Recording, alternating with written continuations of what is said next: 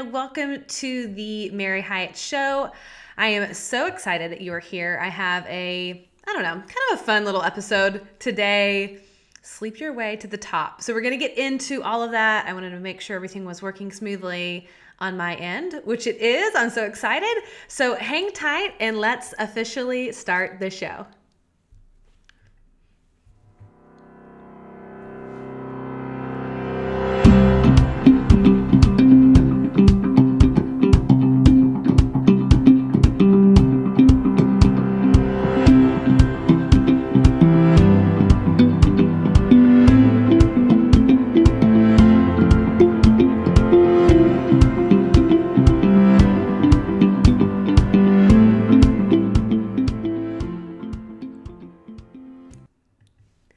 Hey y'all, it is Mary Hyatt and welcome to the Mary Hyatt Show, episode number 64, Sleep Your Way to the Top with these 10 tips. I had to say, I just love that freaking title, Sleep Your Way to the Top.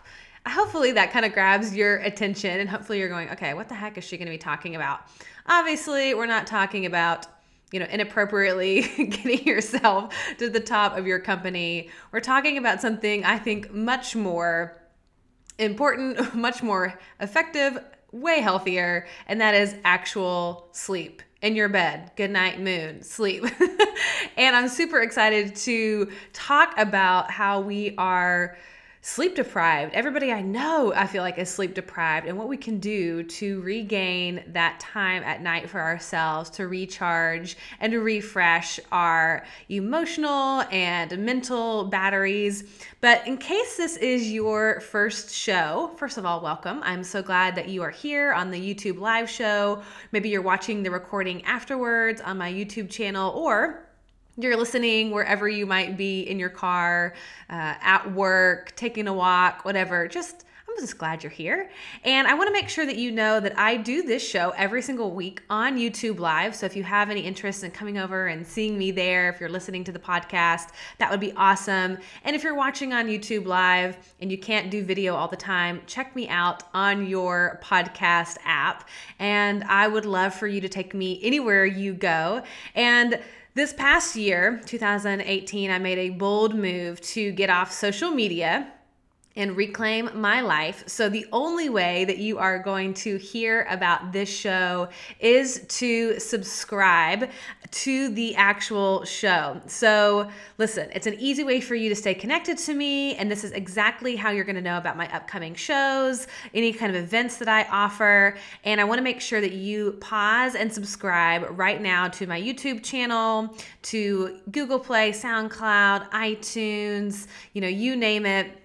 I want to make sure that you have me everywhere you go. So however you might be listening to music, go ahead and hit that subscribe button.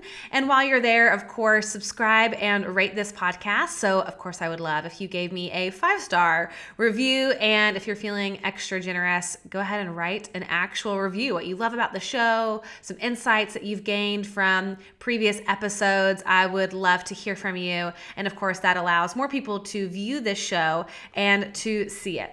So like I said, I'm super excited about today's episode because, hello, it's like, I don't know, it's everywhere. It's an epidemic. People are exhausted. I can't go to a cocktail time with my girlfriends. I can't go to a work thing. I can't talk to my clients without people telling me how exhausted they are. And I know that it's sort of like this tune culturally we're all singing, which is like, I'm tired, I'm so tired. Everyone is exhausted.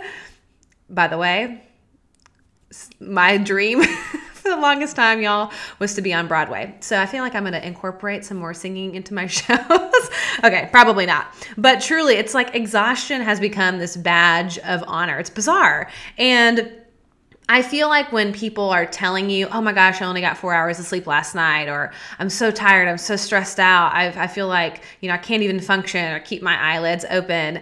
It's almost like they're sort of inadvertently saying, like, I'm really important, and I just, there's too many important things for me to do to sleep. It's this badge of honor, and I love how Ariana Huffington says that. She says, sleep, or how little of it we need has become a symbol of our prowess. We make a fetish of not getting enough sleep, and we boast about how little sleep we are getting. All right, so obviously we can talk about your schedule and why you're saying yes when you probably should be saying no, and your beliefs around feeling all of this pressure to be doing so much throughout your day and having a giant to-do list. But that's for another show. We'll save it for a different time, because today I kind of want to talk about the practical side of this issue, which is the sleep itself. Because I've always been a sleeper. There's this funny story about me when I was little. My mom, there was a day when she couldn't find me. Now, I come from a big family. I have 4 sisters, so there's 5 girls, and my family life was just chaotic. It was like pretty much survival. Like, make sure everybody has underwear on and shoes, and that's about as good as it's going to get. And if we can get out the door without forgetting anybody, that would be awesome. So when I was little, I think I was in kindergarten, I would take naps every single day after school. My mom didn't have to tell me to take naps. I loved to sleep, and I would take these really long naps. Still do to this day. I'm like a 2-hour napper. Anybody else out there? Give me a whoop whoop to the nappers out there. But this one day, my mom could not find me. She looked everywhere for me. She was going out and checking with neighbors, and she was going out and, going and seeing, okay, where might Mary be? And was getting to the point where she was really scared, and I was little, and, she lost track of me. And the joke of our family is like, of course, Mary was in bed sleeping. She was taking a nap. And apparently I was wearing a pink shirt and I had pink sheets, and my mom just didn't see me for whatever reason. So I was safe. I was at home the whole time. But I have always valued and loved sleep. But I feel like I'm kind of the minority around that desire to make sure I kind of clear my schedule out, to get the sleep that I need. And sleep truly does affect every area of our life. And there's sort of this myth out there. If you own your own business, or if you are an entrepreneur, heck, if you are a stay-at-home mom, there's sort of this myth out there that's teaching us that if we are chasing success, we should be up all hours of the night, utilizing every hour of the day and the night, sort of doing whatever we can do to realize our goals and our dreams. And that whole myth, sort of that idea of like hustle, hustle, hustle, that makes me freaking crazy. I cannot stand it, because it's not true.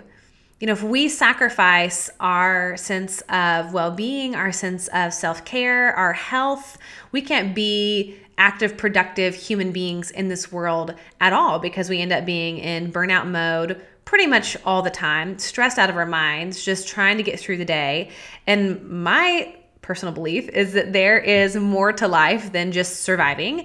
And when we don't get enough sleep, think about what happens. It affects our emotional state. It affects our creativity, our performance, our ability to focus, our leadership, our making decisions, our rationale. It affects our confidence. Like, there to me is not one area that having poor sleep will not affect.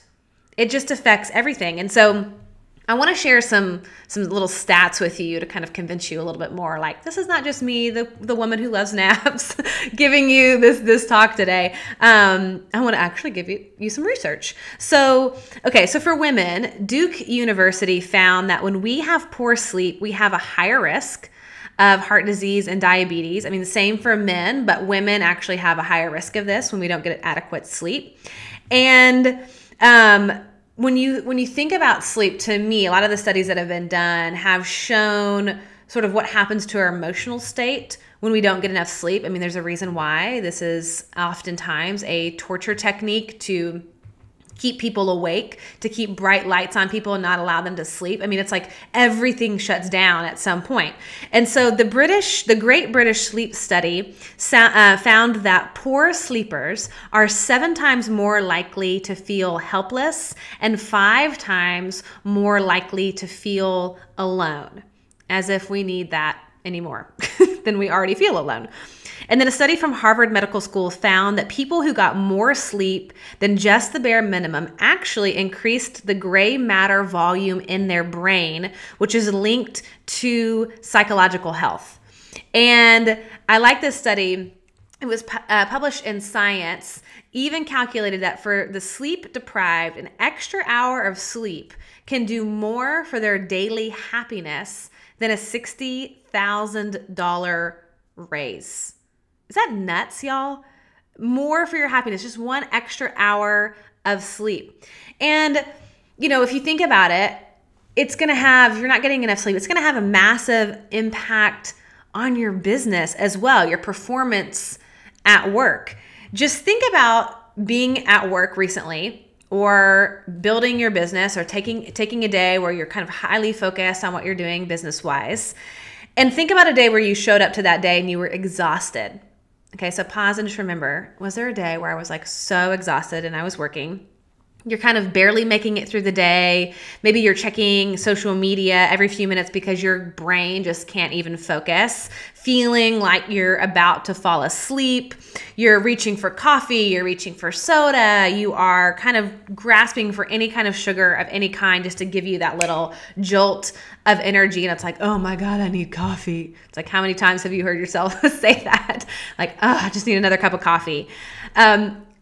Right? It sucks. That feeling really sucks. I mean, it's like you are just almost like your back is hunched over, your eyelids are so heavy, and it feels like you are trudging through mud from a bad night's sleep, or many, many, many, many bad nights of sleep, and it's all accumulating and you're just flat out exhausted, burnout, done, completed.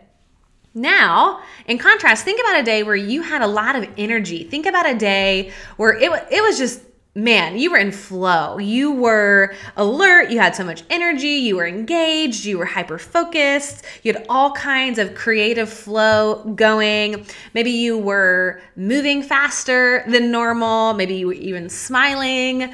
Like you were awake.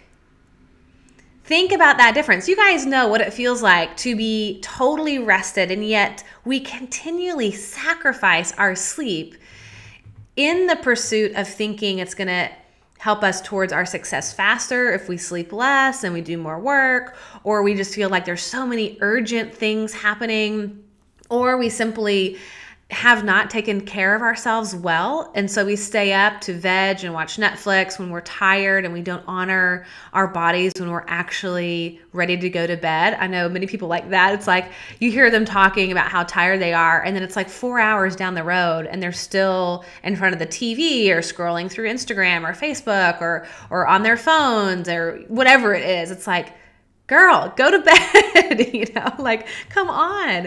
And so we do this. We sort of like self-sabotage because we have this bad programming that says that, sleep is for the weak, and we shouldn't be sleeping, and we shouldn't be doing this. And so I want to dispel this, because the last thing I want for you is for you to walk around like zombies, depleted and exhausted, sacrificing the quality of your life, the ability to thrive, the ability to be fully present and awake for your life. And I'm going to challenge you, because it really starts with your commitment. It starts with you making sleep, number one, you have to make it a priority. You have to commit to making your sleep a non-negotiable, meaning come hell or high water, your sleep isn't to be messed with. It's a non-negotiable. No matter what's going on, you're going to get that sleep. And number three, you got to commit to making it sacred. We don't want to feel like children or have any kind of FOMO going on. And so it's like, I don't want to be your parent and tell you, hey, you need to be going to sleep and you need to make sure you get adequate sleep. You've got to commit to this, making it sacred. And it's crucial for this bedtime routine to feel sacred so that you start looking forward to it. It's not something that becomes another should on your to-do list. I oftentimes hate the word routine, kind of buck the system, and I am kind of anti-routine. I'm not your typical like do the same thing every morning or do the same thing every night. But there has to be some sort of intentionality about taking time out to make this time sacred. So you look forward to it. It becomes sort of this winding down ritual for yourself that consists of maybe washing your face, maybe doing some meditation, maybe doing some breathing, brushing your teeth, just sort of powering down for the day, but you're doing it with intentionality rather than just being like, oh my God, I'm exhausted, and you just fall right into bed. So we want to make it sacred. We want to make it special. We want to intentionally bring some femininity to this, some beauty to this. For all you men, you can embrace your femininity in your bedtime routine. But this is really helpful. So we want to make sure that we're committing to making it a top priority, making it a non-negotiable, and then making it sacred. And you are in control of this. You're the only one that can accept this, commit to this. And, it's not going to help if I'm like, all right, do this. You got to own it. You got to understand how this is going to translate to your happiness, to your success, to your enjoyment of life. And you sort of decide right here, right now, to draw a line in the sand, and you make sleep a priority. So let's take inventory here for a second. And so you can kind of get clear, like, is this really that big of an issue for you? Like, maybe it's a great concept. Yes, sleep is important, but let's sort of just look at you personally, because this will vary from person to person. So let's take inventory. On average, how much sleep are you getting? How much sleep are you getting? Are you getting 5 to 6 hours a night? Are you getting 7 to 8 hours a night? Are you getting 9 to 10 hours a night? If you're on YouTube Live, I would love for you to answer in the comments. I want to hear from you guys. How much sleep are you getting? What is average for you? And, everybody's body chemistry is different. I mean, there are people that really do need more sleep than others, but I kind of don't buy into the fact that there are some of us who need like 4 hours of sleep. Like, that can't be healthy. That means we're up 20 hours a day. I'm just going to call like BS on that one. So without judgment, just sort of taking inventory, being honest about where your sleep is right now. I'm just curious, how many hours are you actually getting? Now, let's dig a little bit deeper, because you might say, okay, well, yeah, I'm getting 8 hours of sleep. That feels like enough. That seems to be like the going average. And yet I'm still exhausted. So let's dig a little bit deeper. How do you feel during the day? Are you feeling exhausted? Do you feel depleted or run down? Do you feel like you need a lot of caffeine or sugar throughout the day to keep your energy up? Is your brain foggy? How do you actually feel? I mean, how you feel is really your indicator of whether or not you're getting enough sleep. Do you feel like during the day you're sort of more manic and you're sort of just like getting through and checking things off and kind of like operating on adrenaline and stress? Or do you feel more calm? Do you feel rested? Do you feel rejuvenated? Do you feel energetic? Do you feel like you have energy to do things like moving your body? Do you have energy to be playing with your kids? Do you have creative energy and flow to put back into your business, to plan? Do you have energy for self-care? Like, one of the best ways you can kind of judge how exhausted you are is looking at, where is my self-care right now? Do I have time and energy even to give back to myself? Like, where I'm going, okay, I'm taking time out to read or to take a bath or to journal or to meditate. When you're exhausted, when you're depleted, when your energy is like kaput, you don't even have energy for any of that kind of stuff. It's like, that feels like one more to do on your to-do list. So let's just kind of get clear. Let's get honest. How much are you getting? And is that enough? So if you answered yes to any of the following statements that I just talked about, probably it's time to create a new bedtime routine. And I want to help you do that by helping you create this sacred time, this wind down time. And I'm going to give you my top 10 tips on how to create this beautiful bedtime routine. But before we hop into that, I want to make sure that you are aware of my 10-day self-discovery retreat to Peru, happening this year, April 7th through the 16th. You guys, this is going to be a freaking epic trip. I've talked about this a lot. This is my 5th trip and retreat that I am leading there. It is one of the most magical places on earth. So if you are needing some rejuvenation, I highly recommend you go to maryhyatt.com/Peru retreat to check out all the details, the itinerary. I go in and talk about what we do every day. We visit Machu Picchu. We do a bunch of different sacred ceremonies with local shamans there, like a fire burning ceremony to help you release anything that's holding you back. We do a sweat lodge. We really get intimate and dive deep into who you really are and create the environment for you to emerge as a beautiful, confident, strong, joyous, heart-centered woman. And I love this trip because it's so perfect. The energy there is just palpable. It's so powerful to create some pretty radical change and transformation in your life and help you get back in touch with who you truly are. So I would love for you to check out the website, maryhyatt.com/Peru retreat, to see if this would be a trip of a lifetime to do this year with me. It'll be a small group. It'll be super intimate, and you can read some testimonials of people who have gone before and see if it feels like it would be supportive for you. So check that out.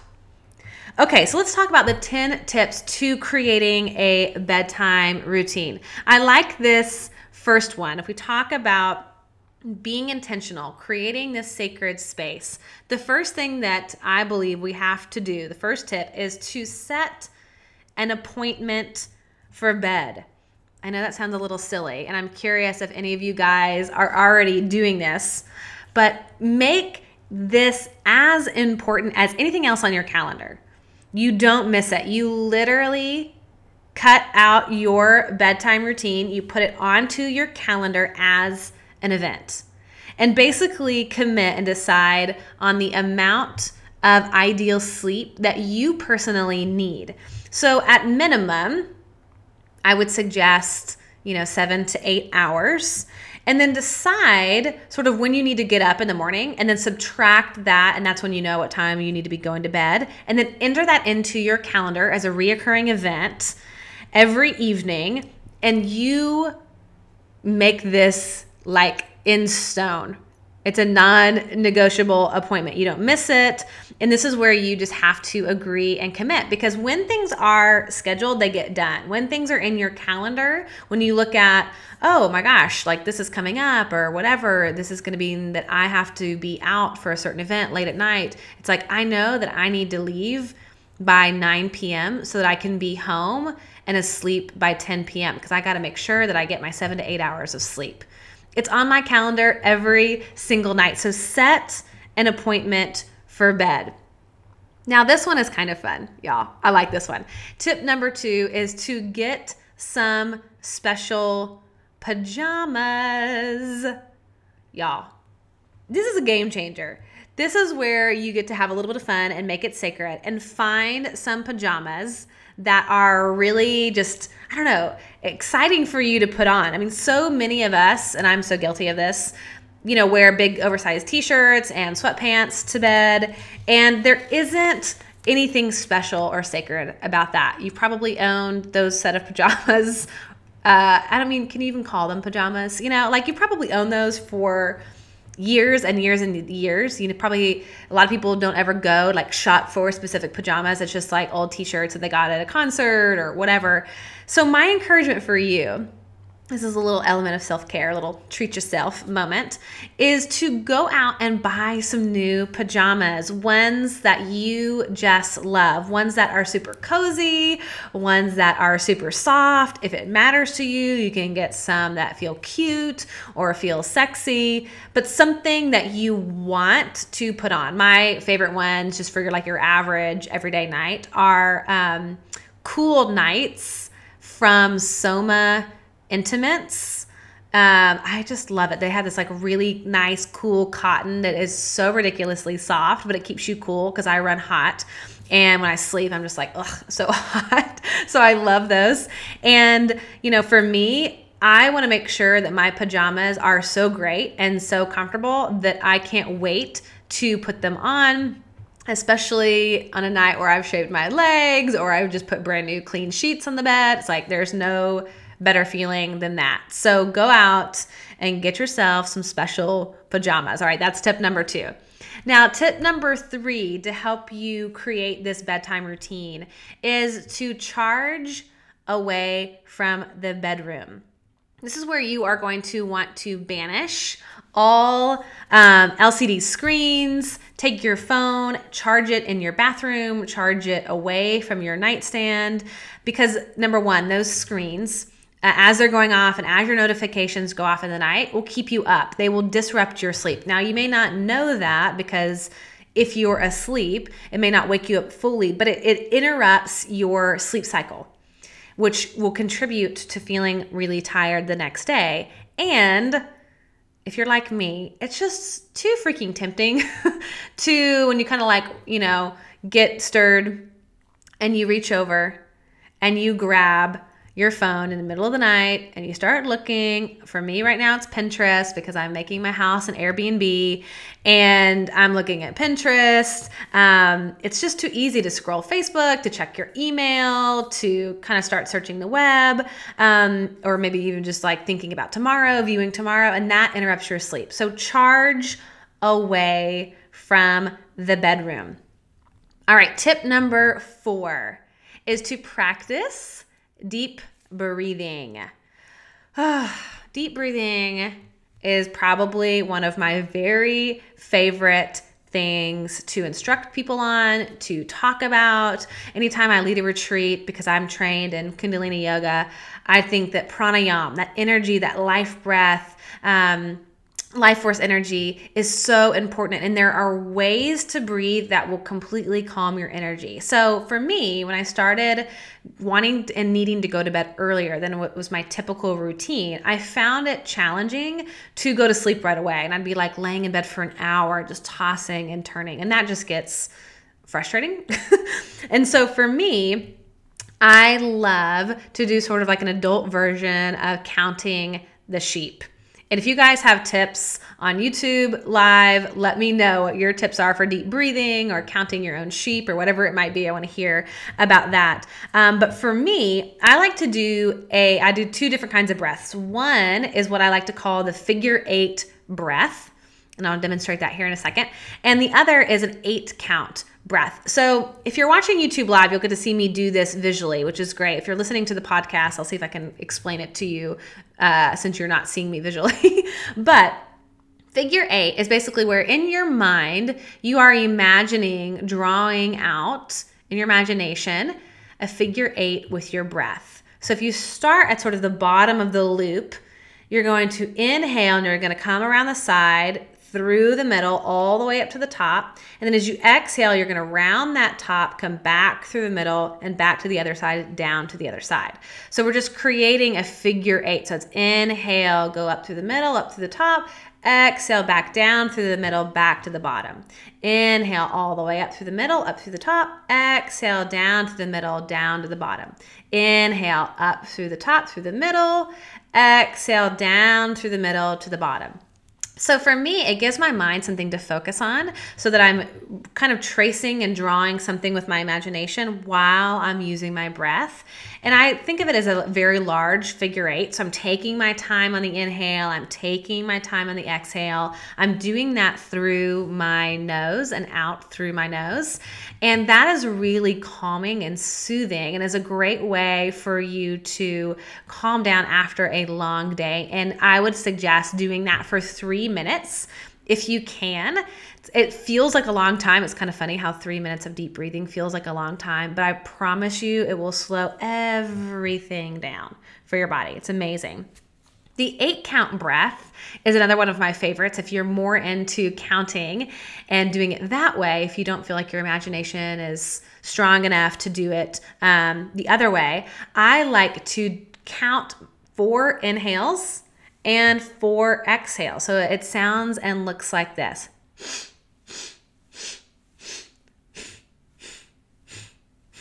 Inhale, inhale, inhale, inhale, exhale, exhale, exhale, exhale. Inhale, inhale, inhale, inhale, exhale, exhale, exhale, exhale.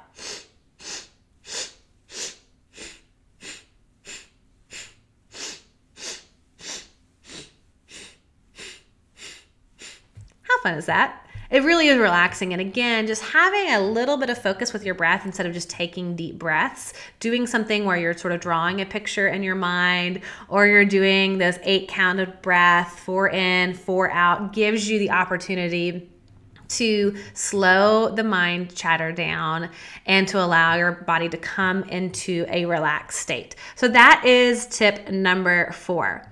Now, tip number 5 isn't necessarily something you will do every night, but I know a lot of people who do. I probably do this 4 times a week, maybe on average, and that is to soak in your tub.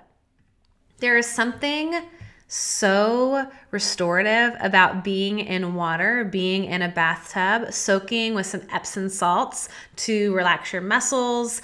And Epsom salts are not actually salt. It's coming from that magnesium, and magnesium is really relaxing to the brain and to the body. I take a magnesium supplement to help with that calm. And so taking an Epsom salt bath with the Epsom salt mixed with the warm hot water is just it's so soothing. It like gives yourself the chance, encourages you to have a break between your day and your evening, and sort of symbolically symbolizes like, okay, we're shifting into our evening, into our bedtime routine, and it again relaxes everything. And for me, I probably will soak for 20 minutes. Oftentimes, if I'm really wanting to unwind, I'll have my computer on my toilet next to the bathtub, and I'll be watching something on Netflix, again, just to kind of further let my mind completely shut off. Maybe I have a glass of wine, but it's just a nice way to add to that sacredness. I love lighting a candle, turning off all the lights, and just having a moment to myself. So tip number 5 is to soak in the tub as often as you can before bed. Alternately, of course, you could take a hot shower, but to me, a bathtub is a better way of relaxing than a shower. But up to you, obviously. There's no rights and wrongs in this. You get to decide what's best for you. All right, number 6, and you guys know I'm super passionate about talking about this, which is essential oils, applying essential oils. This is my favorite tip of all of them, because it's like this tool in your tool belt that most people don't have, that it's sort of like the secret weapon. Essential oils truly will change the chemistry of your brain as long as you're getting a really pure, high quality source. You guys know that I use doTERRA essential oils. That is what I do in my other life, and I could not live without my essential oils around bedtime. You can apply them to the bottoms of your feet, which is where the largest collection of pores. This is your foot, by the way, if you're watching YouTube Live. I'm holding up my hand, podcast listeners, and I'm demonstrating my hand is my foot. And it houses the largest collection of pores. And so when you put a drop or two on the bottoms of your feet, it instantly hits your bloodstream within 30 seconds. So what I like to do is I've got my lavender here, you guys. This is one of my favorites for sleep. And I'm going to take 1 to 2 drops. We'll pretend this is my foot. Drop a drop or 2, and then I just rub all over the entire bottom of my foot. And this is working on all of my neurotransmitters, serotonin and GABA, and oh my gosh, it is calming everything down from a chemical standpoint, something that's so natural, right? These are derived from plants. They are extracts from plants, and doTERRA is the best on the market. I know I'm biased, but they truly are. They're the largest essential oil company in the world. And of course, if you want more information about essential oils, if you want to purchase doTERRA through me and be mentored by me in your essential oil journey, I can help you out, figure out what the best oils would be for your overall health and emotional well-being. You can go to maryhyatt.com/essential-oils. And I love to use lavender, Roman chamomile. Serenity is a proprietary blend that doTERRA makes that is incredible for sleep. I love like I said, my Roman chamomile, any oil that's really nice and soothing.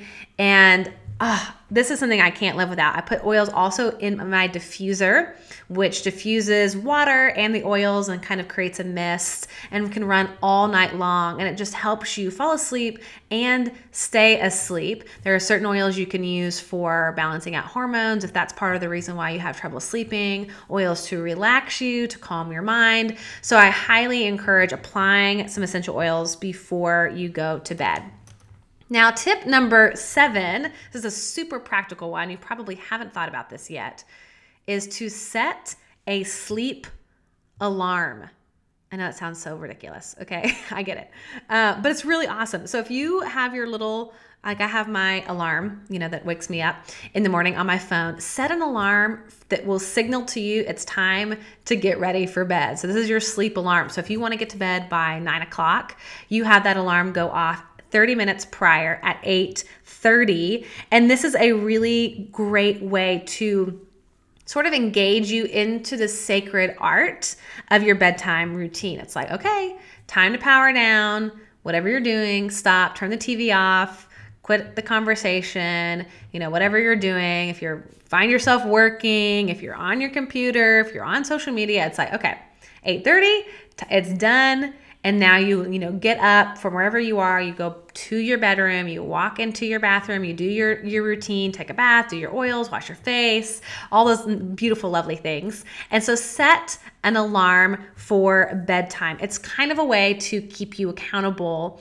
to actually go do it, because you might have some really great excuses. You might be trying to, outsmart yourself and you go, oh, I just need to finish this, or this can't wait. But again, you've got it in your calendar. It's a non-negotiable. And now you've set an alarm that says, hey, we're doing this. It's time to go to bed. Shut it off. All right. Tip number 8 is to go public. So this is really actually fun to do this. It's going to have a surprising impact on your circles. It's almost like the moment that you say you are going to commit publicly to getting more sleep. So you tell your friends, you tell your family, you maybe even announce it on social media that you're starting to prioritize your sleep. It gives your friends permission to do the same thing. It's really amazing. I've watched this happen within my own circles where I'm like, all right, I'm going to prioritize my sleep. Like if I'm out with my friends, if I'm out to dinner or out to drinks with my girlfriends, or I have an event or I'm hosting, it's like everybody kind of knows that sleep is really important to me and that I'm prioritizing that. And so everybody starts to sort of go, okay, oh, Mary's, it's getting close to Mary's bedtime, she's got to go up. And it's like, it gives them permission to do the same. It sort of allows them to get out of that myth of the hustle, of the do, go. There's sort of some nobility in getting really crappy sleep. It's like, oh, cool. Okay, we can do this too. So it's really, really fun. Lead the way. Lead the way in this. You'll have this built-in accountability, and everybody around you will know that you have this new commitment, and it's brilliant. Helps you get home on time, helps you get to bed on time, and it's just fun to feel like, hey, as a group, as my friend group, as my peer group, like we care about our health. We care about our mental and emotional well-being, and we do that by making sure we get to bed. Okay, 2 more tips left. Tip number 9, this is a really fun one too. Get some new sheets. Y'all, this is where I love to treat myself. I have to tell you what, I absolutely love the sheets that I have. This is hilarious. I asked for them for Christmas. They're like sold out. I know you're all going to ask, okay, well, what are they? What are they? And they are from JCPenney's. You really can't get them. I think they're discontinuing them, which I'm really sad about. But gosh, you can get great organic sheets from Target. You can get, blah, blah, blah, blah. You can get great sheets from Amazon. But there's something about sort of like setting up your bed as a sacred space with really nice sheets. It's like that feeling, like I said, like clean sheets, shaved legs, awesome comfy pajamas. It's like, oh yes, I cannot wait to get into my bed at night. I am a sheet snob. I love good sheets, and I'm not going to pay an arm and a leg for them. So I've done my research. You can totally do it. Check out the reviews on Amazon when you go buy some sheets. but get some new sheets. Enjoy being in bed, enjoy the feel of it. And, again, connect to the senses, connect to that part of you that loves just the sensual touch of nice sheets. It's going to make you want to get in bed. It's like there's no place more comfortable than my bed. Not my couch, not my chair, not my office. Like, I want to get my ass into that bed every single night. That is my happy place. So get yourself some new sheets if you haven't in a while. Now, the final tip is tip number 10, and it is to keep your room dark and cool. You are going to sleep so much better when your room is dark. And it's interesting. So light, any kind of light, inhibits the secretion of melatonin, which is a hormone that naturally helps to promote your sleep. And so even if you doze off, light can be detected through your eyelids, which is really interesting, and your brain won't produce the melatonin that you might need if it's not sure if it is day or night. And so you want the darkness in your bedroom. And this is from Joyce Walshabin, a PhD associate professor at the New York University School of Medicine. She says, you want as much darkness in your bedroom as you can handle without tripping over things. And the other thing too, keeping it cool, if you think about this, your body temperature is going to naturally drop at night as you drift into sleep. So kind of cooling down your bedroom helps you get a jump start on that process and makes it easier for you to fall asleep. Like, have you ever tried to fall asleep in a room where you're really hot? Ugh, it's like the worst, and you're sweating. It's just terrible. So even in the winter, I don't turn my heat up super, super high. I keep my space cool. It's also really good for your metabolism as well. It helps it, stay firing, but it really aids in your sleep. So if you typically sleep at, 72 degrees, if your house is at 72 degrees, let's say, make it go down to 70 at night. Or if you're at 75 during the day, go down to 72. A few degrees drop at night, pre-program your thermostat. It's going to be really beneficial to your overall sleep. So there you go. 10 tips. Set an appointment for bed. Get some special pajamas. Charge your devices away from your bedroom. Practice some deep breathing. Soak in a tub. Apply those lovely essential oils. Set a sleep alarm. Go public with your new commitment to sleep.